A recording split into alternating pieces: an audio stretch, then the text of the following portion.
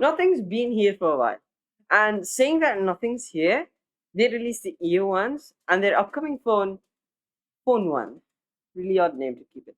Let's see how the model is, which we don't really know. It is out or yet something, right? Wait, wait, it's out? So nothing released their design and how the phone looks like from the back, the rear one. The rear camera is almost looks like some phone that I really know.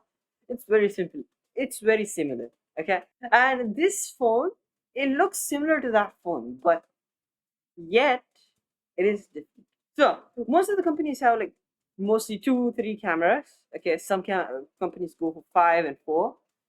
And saying that it has two cameras takes me to one big option, one big competitor in all of it, iPhone. Okay, this phone exactly looks like an iPhone 12 when I saw it first. I thought it was like an iPhone 12, but then the LED lightings make it pretty different.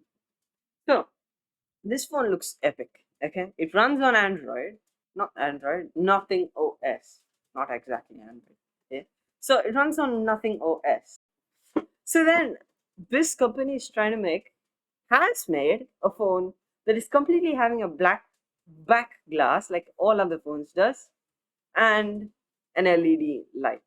At least it's fun to see that LED light is there and has uses. So from MKBHD's video, because I don't have the phone yet, you can see these lights have a purpose. They're not just there.